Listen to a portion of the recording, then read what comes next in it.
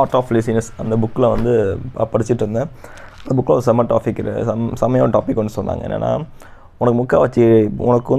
நமக்கு வந்து முக்கால்வாசி பிரச்சனை எங்கேருந்து வருது அப்படிங்கிறப்ப யோசிச்சப்போ அப்படிங்கிற ஆத்தர் சொல்கிறாரு, உன் வாய் தான் அப்படின்னு சொல்கிறாரு.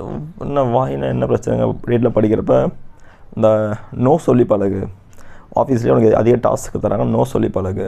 த most of the troubles we take we don't say no, we say yes அப்படிங்கிற மாதிரி செம்மையாக சொல்லியிருக்காங்க.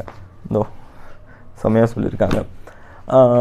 ஆமாம், சொல்லப்போனால் இப்போ வந்து மேனேஜர் சொன்னால் ஐயோ பண்ணணும்னு தோணும், இல்லை நம்ம எம்டி சொன்னால், ஹெச்ஆர் சொன்னால், டிஎல்ஸ் ஏதோ நமக்கு சொன்னால் பண்ணணும்னு தோணும். நம்ம யோசிக்காம சொன்னால் ஓகே பண்ணுறேன்னு நம்ம வீட்டில் வேலை இருக்கும். இந்த ஆர்ட் ஆஃப் சேயிங் நோவே நம்ம கிடையாமல், ஸோ நம்ம இந்தியன் மைண்ட் செட் கொடுத்தா வேலை செய்யணும், கொடுத்தா இந்த லேபர் மைண்ட் செட் இருக்குது பார்த்திங்களா, மோஸ்ட்லி எல்லாரையும் சொல்ல மாட்டோம், ஒரு இதாக அந்தமாரி மைண்ட் செட் இருக்குது. கொடுத்தா பண்ணி தரணும், நல்ல பேர் வாங்குவாங்க. ஆனால் நம்ம பண்ணுறது எல்லாமே அவங்க மறந்துடுவாங்க. நம்ம என்னைக்காச்சும் நோன்னு சொல்லுவோம், அதை மட்டும் ஞாபகம் வச்சுப்பாங்க. ஸோ நம்ம லைஃப் நமக்காக கொஞ்சம் இருக்கணும், அதுக்காக ஒர்க் பண்ணாமல் இருக்க முடியாது. ஸோ நம்ம வேணுங்கிறத பண்ணிகிட்டு இருக்கணும். இன்றைய தகவல். தேங்க்ஸ்.